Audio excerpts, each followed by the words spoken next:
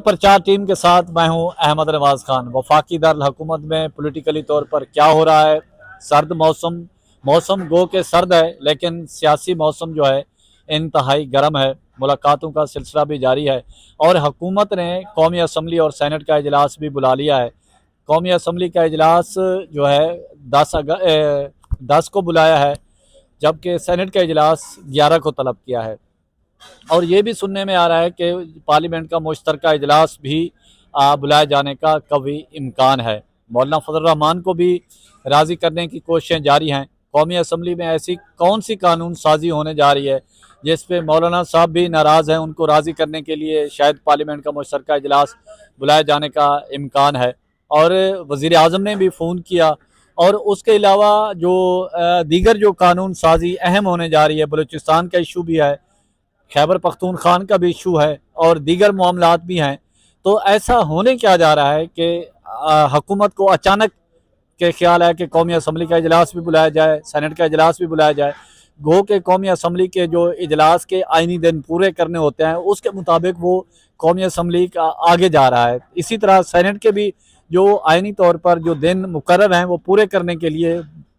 वो भी पूरे है, तो वो आगे जा रहा है। तो इस पर बात करते हैं। हमारे साथ सीनियर सहाफ़ी मलिक हमीद लंगरा साहब और फैज़ान साहब हमारे साथ मौजूद हैं। उनसे मुस्तफ़ीद होने की कोशिश करते हैं। सबसे पहले मेरे ख्याल में मलिक हमीद साहब से रुख करते हैं। मलिक साहब, क्या होने जा रहा है, क्या कहेंगे? बहुत शुक्रिया अहमद नवाज़। देखें, इस वक्त जहाँ तक बात ये है कि तमाम सियासी जमातें जो हैं वो अपने तय मुतहरक हैं कि मामलात को किसी न किसी तरीके से हालात को मामलात को अपनी फेवर में लाया जाए। एक तरफ तो इस वक्त जो मौजूदा हुकूमत है नून लीग की, वो मखलूत हुकूमत है। पाकिस्तान पीपल्स पार्टी अगरचे उनके साथ इत्तेहादी शामिल है, लेकिन बाज़ाब्ता तौर पर वो अभी भी हुकूमत का हिस्सा नहीं है और वो एक प्रेशर टूल यूज़ करते रहते हैं। अब इस वक्त जो सूरत हाल ये चल रही है कि मदारस रिफॉर्म्स बिल के नाम पर सियासत की जा रही है और नई एंट्री जो है वो मौलाना फजल रहमान की जानिब से दी गई है। और आज वो एक अहम ऐलान भी कर रहे हैं कि आने वाले दिनों में वो इस्लामाबाद आ भी सकते हैं। उनको भी मनाना है, पाकिस्तान पीपल्स पार्टी को मनाना है, नून लीग ने अपने MNAs को मनाना है और उसके लिए मुख्तलिफ इकदाम किए जा रहे हैं। ना सिर्फ MNAs को तामीराती कामों के ज़रिए जो है वो करोड़ों रुपए के फंड्स जारी किए जा रहे हैं। इसी तरीके से पाकिस्तान पीपल्स पार्टी की कोशिश ये है कि जब ये फंड्स रिलीज़ होंगे या जो तरक्याती डेवलपमेंट्स प्रोजेक्ट्स हैं वो उस हवाले से पाकिस्तान पीपल्स पार्टी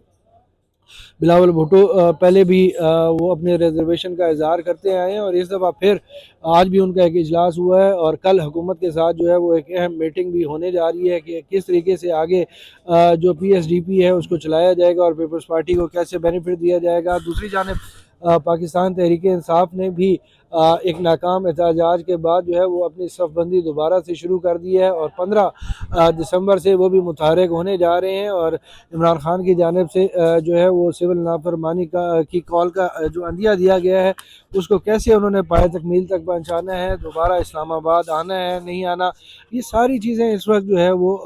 काम कर रही हैं और बैक एंड पे जो है वो इस्टेब्लिशमेंट को टफ़ टाइम दिया जा रहा है। तो मेरे ख्याल में ये जो आने वाले दिन है, मेरे ख्याल में आने वाला जो हफ्ता है वो इंतहाई अहम नौइयत का होगा कि इसके अंदर तमाम स्टेक होल्डर्स की या तमाम फरीकैन की ये कोशिश होगी कि वो ज़्यादा से ज़्यादा गेन ले सकें। तो देखना अभी ये है कि इस नर्व्स की गेम है कि आया पाकिस्तान पीपल्स पार्टी या नून लीग कौन ऐसा इन दोनों में ऐसा है कि जो ज़्यादा माइंड की पावर प्ले खेलेगा और दूसरे के साथ जो है उनके जो हिकमत अमली है उसको नाकाम बनाते हैं। लेकिन इस वक्त मौलाना फजल रहमान जो है वो इंसान तमाम में इस वक्त मौजूदा सूरत हाल में हमें वो कामयाब नज़र आ रहे हैं। एक तरफ तो उन्होंने PTI के साथ भी अपने हालात बेहतर कर लिए,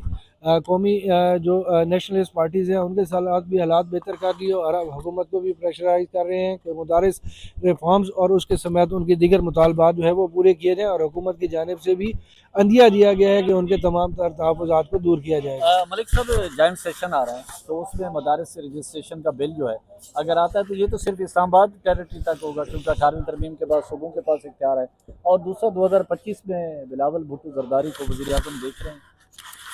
बिल्कुल, ये सियासत के अंदर कोई चीज़ नामुमकिन तो होती नहीं है, लेकिन देर सवेर हो सकती है कि उसके अंदर मामला जो है वो چلائے جا سکتے ہیں۔ پہلی بات تو یہ ہے کہ جو قومی اسمبلی کا اور سینٹ کا مشترکہ اجلاس جو آ رہا ہے مجلس شورا کا، یہ بڑی اہمیت کا عامل ہے۔ اس میں کیا کیا قانون سازی ہو سکتی ہے۔ اس وقت ایک سب سے بڑا چیلنج ریاست کے لیے بنا ہوا ہے فیک نیوز، کہ کوئی بھی شخص کہیں پہ بھی بیٹھا ہوتا ہے اور وہ کوئی بھی افواہ جو ہے اس کو بنا کے چلا دیتا ہے، اور اس کے بعد سوشل میڈیا کے اس کے اوپر جو ہے وہ تبصرے شروع ہو جاتے ہیں۔ یہ بہت ضروری ہے کسی بھی ریاست کے اندر کہ اس طرح کے معاملات کو کنٹرول کیا جائے۔ اس حوالے سے ممکنہ طور پر ایک بل آ رہا ہے، پھر کچھ بل جو ہے وہ ہماری اسٹیبلشمنٹ سے متعلقہ بلز ہیں، ملٹری ایکٹس ہیں، باقی چیزیں ہیں، ان کے اندر مزید ترامیم کرنی ہے، اور جوڈیشری کے حوالے سے کچھ ترامیم ہیں جو وہ سیکنڈری بلز کے طور پر ان بلز کے اندر جو ہے وہ ترامیم کی جائیں گی۔ کچھ آرٹیکلز کو امینڈ کیا جائے گا، تو وہ بلز بھی انہی دنوں میں آنے ہیں۔ پھر مزارع ریفارمز کا ایجنڈا جو ہے یہ اس حکومت کا مسئلہ نہیں ہے۔ اس حوالے سے نون لیگ کی حکومت بھی اور پاکستان پیپلز پارٹی کی حکومت بھی، ان کی جانب سے بڑا واضح طور پر یہ کہا گیا ہے کہ یہ کام تو جو ہے وہ پاکستان تحریک انصاف کے دور میں ہوا تھا، اور میں اس چیز کا وٹنس ہوں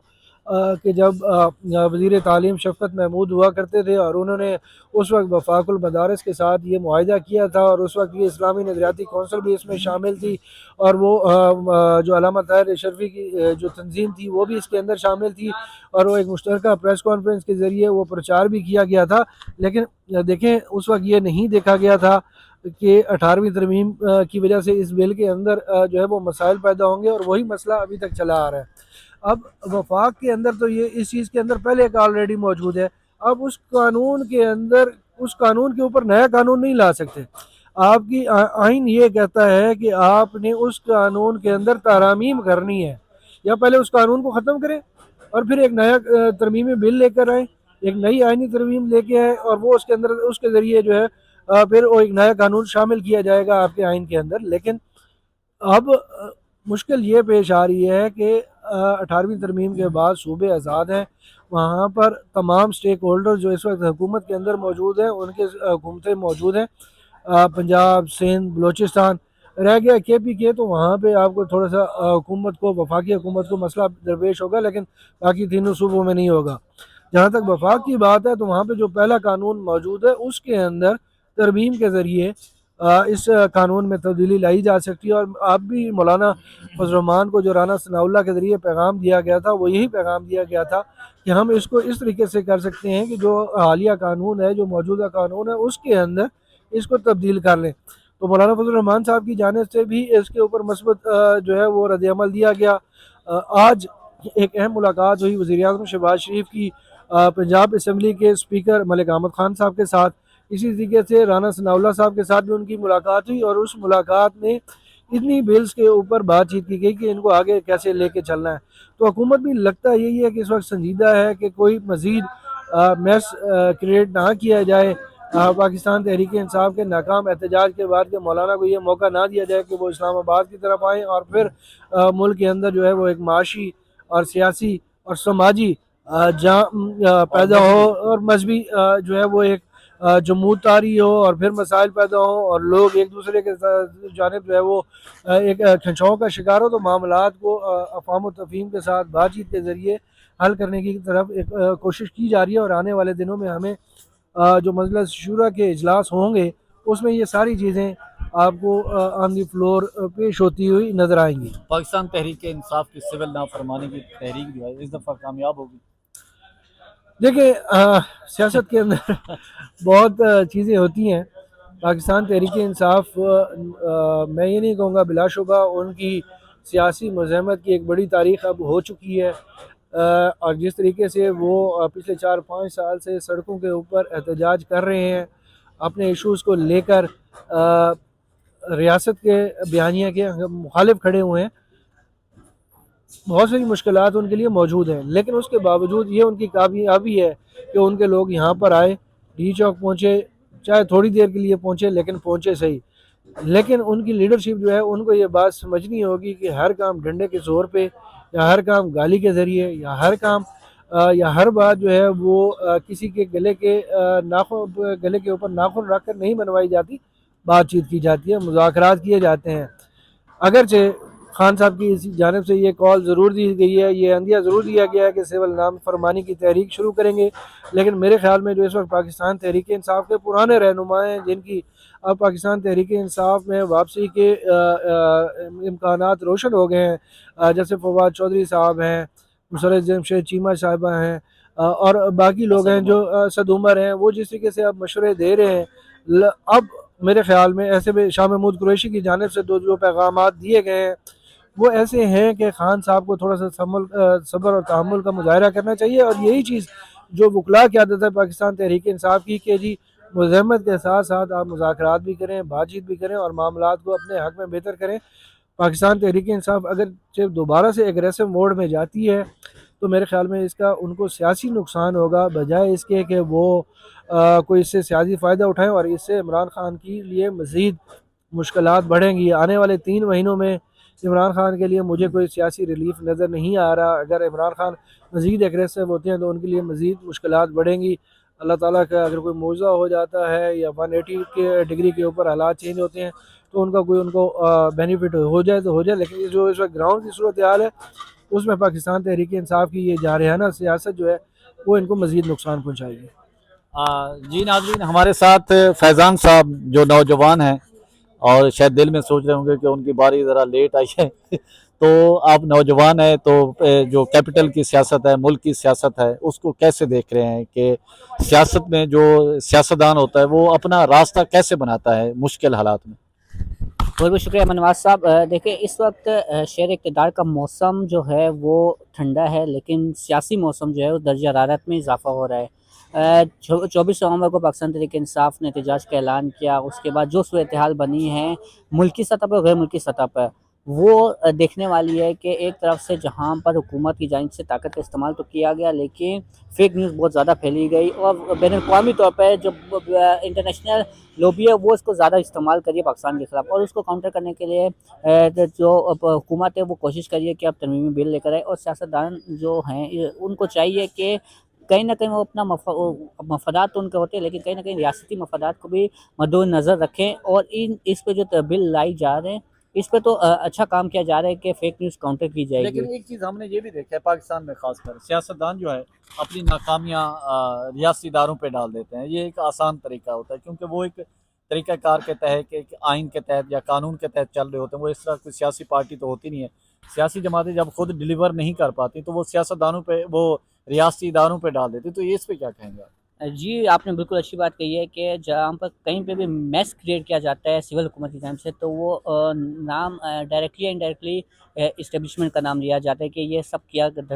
ہوا انہی کا ہے, کیونکہ اس کی وجہ یہ ہے کہ تو اسٹیبلشمنٹ پہ کوئی سیدھی انگلی نہیں اٹھا سکتا. دوسرا پاکستان کی تاریخ ایسی رہی ہے کہ ایسے واقعات موجود ہے پاکستان کی تاریخ میں کہ جہاں پر اسٹیبلشمنٹ نے سے غلطیاں ہوئی, اور اس کا اعتراف خود اسٹیبلشمنٹ کر بھی چکی ہے کہ ہم سے ماضی میں غلطیاں ہوئی ہے, لیکن ضروری نہیں کہ ہر کام کا ذمہ جو ہے وہ اسٹیبلشمنٹ پہ ڈال دیا جائے. سول حکومت کا کام یہی ہوتا ہے کہ وہ معاملات کو بات چیت کے ذریعے حل کیا جائے, اور کوشش کی جائے کہ اپنی لوگوں پہ طاقت کا استعمال نہ کیا جائے. اب جیسا 24 نومبر کا یا 26 نومبر کی رات کا آپریشن کا واقعہ اگر اس پہ انڈائریکٹلی آپ اسٹیبلشمنٹ پہ انگلی اٹھاؤ گے تو اسٹیبلشمنٹ کبھی بھی اگر آپ وہ ایک پیج پہ, وہ آپ ساتھ ایک پیج پہ نہیں رہے گی. اور اس کا لگ ایسا رہا ہے کہ حکومت کے ساتھ ساتھ اسٹیبلشمنٹ کے جو تعلقات ہیں ان میں کہیں نہ کہیں درار پڑی ہے, اور فیصل واڈا جنہیں کہا جاتا ہے کہ وہ میسنجر کے طور پہ کام کرتے ہیں اور باخبر رہتے ہیں, وہ آج کل جس مشن پہ لگے ہوئے ہیں وہ مولانا فضل الرحمان سے ملاقات کریں. آج ان کے ایم کیو ایم کے مرکز میں جا کے ایم کیو ایم کے ساتھ بھی ملاقات ہوئی ہے. ان کا یہ کہنا ہے کہ حکومت فیصل واڈا سے ناراض بھی ہیں. دیکھیں فیصل واڈا تو کبھی بھی حکومت سے راضی نہیں نظر آئے, اور بیچ میں کہیں نہ کہیں حکومتی وزراء یہ بیان دے بھی چکے فیصل واڈا کے حوالے کے خلاف بھی کہ ان سے سہمت نہیں نظر آتے. جب پہلی ایک کوشش کی گئی تھی آئینی ترمیم کی تو نالائق کو نکمہ قرار دیا تھا فیصل واڈا نے پارلیمنٹ کے باہر. تو لیکن اب فیصل واڈا جس مشن پہ لگ رہے ہیں کہ وہ تمام لوگوں کے ساتھ جا کے ملاقات کر رہے ہیں, اور جو سیاسی مبصرین اسلام آباد میں وہ یہ کہہ رہے ہیں کہ ہو سکتا ہے کہ حکومت 3 سے 6 مہینے کے اندر کوئی قومی حکومت کی طرف جا سکے. اگر شہباز شریف کی کابینہ سے اور شہباز شریف سے معاملات حل نہیں ہو پاتے تو ہو سکتا ہے کہ قومی حکومت کی طرف معاملات جو ہے وہ جا سکے. لگتا ہے حمید صاحب کچھ اس میں ایڈ کرنا چاہیں گے؟ فیضان بڑی اچھی بات کر رہے تھے ابھی کہ دیکھیں سول حکومتوں کی نااہلی, بد انتظامی اور نالائکی کا ذمہ دار آپ اسٹیبلشمنٹ کو یا ریاست کو نہیں دے سکتے. ہمارے لیکن یہاں یہاں پہ یہ ہمارے یہاں المیہ یہ رہا ہے کہ ہر چیز کا ذمہ دار جو ہے وہ اسٹیبلشمنٹ کو ٹھہرایا جاتا ہے، لیکن آپ یہ دیکھیں کہ سول حکومتوں کی ناکامی کی نااہلی کا خمیازہ اسٹیبلشمنٹ بھگتی آ رہی ہے، ہمارے عسکری ادارے بھگتتے آ رہے ہیں کہ آج تک ان کو کس نے یہ کہا تھا کہ آپ 40,000 سے زائد طالبان کو واپس لے کے آئیں؟ کیا اس وقت اسٹیبلشمنٹ کو آن بورڈ پہ لیا گیا تھا؟ ایسے بہت سارے معاملات ہیں جن کے اندر آپ کو ایک لانگ ٹرم پالیسیز ریاست نے اسٹیبلشمنٹ کے ذریعے چلنا ہوتا ہے، انٹرنیشنل اسٹیبلشمنٹ موجود ہے۔ آپ دیکھیں انٹرنیشنلی اس وقت کیا ہو رہا ہے کہ اسٹیبلشمنٹس کا کام ریاست کو بچانا بھی ہوتا ہے، ریاست کو آگے لے کے بھی چلنا ہوتا ہے، اور اس کے اندر پھر جو سول حکومتیں ہوتی ہیں وہ اس پالیسی پر مل کر کام کرتے ہیں۔ اب ہمارے یہاں ہوتا یہ ہے کہ سول حکومتیں اور سیاسی جماعتوں کی نااہلی نالائکی اور ان کے جو میں ویسٹ انٹرسٹ کہوں گا ان کی وجہ سے ریاست کو بھی نقصان ہوتا ہے، اسٹیبلشمنٹ کو بھی نقصان ہوتا ہے، اور عوام کو بھی نقصان ہوتا ہے۔ تو اس وجہ سے یہ سارے مسائل پیدا ہوتے ہیں۔ اور فیصل بابڑا جیسے ابھی فیضان بتا رہے تھے یا جو آپ بات کر رہے تھے، تو اس کے اندر وہ بڑے متحرک نظر آ رہے ہیں، اور وہ ان کی کوشش یہ ہے کہ ملک کو مزید سیاسی ٹکراؤ سے بچایا جائے، مزید سیاسی الجھاؤ سے بچایا جائے، اور ایک قومی لائحہ عمل تشکیل دیا جائے۔ ملک کو آگے 8 سے 10 سال جو ہے وہ انتہائی ضروری ہیں کہ جو اس وقت معاشی انڈیکس جو بہتری کی صورتحال بتا رہے ہیں، اب اس کا ڈائریکٹلی اور انڈائریکٹلی فائدہ نچلے طبقے تک لایا جائے، مہنگائی کو ختم کیا جائے، جو لوگوں کو مسائل درپیش ہیں، لوگوں کے معیار زندگی کو بہتر کیا جائے، اس چیز پر توجہ دی جائے، بجائے یہ کہ جی ایک سیاسی جماعت یہ کہتی ہے کہ ہمیں یہ دے دیا جائے، دوسری سیاسی جماعت یہ کہتی ہے کہ ان کے مطالبات کو منا دیا جائے۔ تو ایسا نہیں ہوگا، کہیں پہ ان سیاستدانوں کو ایک پیج پر آنا ہوگا، اور پھر اسٹیبلشمنٹ بھی ان کے بیک اینڈ پہ کھڑی ہوگی، اور اس سے ملک جو ہے وہ آگے بڑھ سکے گا۔ جی ناظرین، آپ نے سنا سینئر صحافی ملک حمید لنگراہ صاحب اور نوجوان صحافی فیضان صاحب۔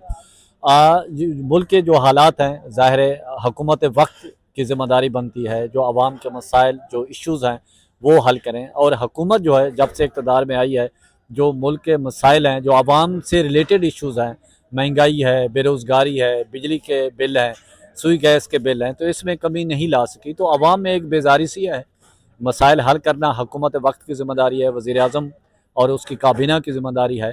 اور سیاستدان جو تنقید کرتے ہیں، بلا وجہ تنقید کرتے ہیں اداروں پہ، یہ طریقہ کار اچھا نہیں ہے۔ جب وہ اپوزیشن میں ہوتے ہیں تو سب ان کے سامنے ادارے غلط ہو جاتے ہیں، ایسا ہرگز نہیں ہونا چاہیے۔ جب حکومت میں ہوتے ہیں تو تعریفیں کرتے نہیں تھکتے۔ تو جو بھی سیاسی جماعت حکومت میں آئے، اداروں پہ تنقید نہ کریں۔ ادارے ہمارے قومی ادارے ہیں، ہم میں سے ہیں، ہمارے بھائی ہیں، کسی کے بیٹے ہیں، تو اس میں کوئی وہ نہیں ہے، ملک کے لیے جانوں کا نذرانہ پیش کرتے ہیں۔ تو اسی کے ساتھ پرچار کی ٹیم کو اجازت دیں، گرد و نواح کا خاص خیال رکھیں، لوگوں کے لیے آسانیاں پیدا کریں۔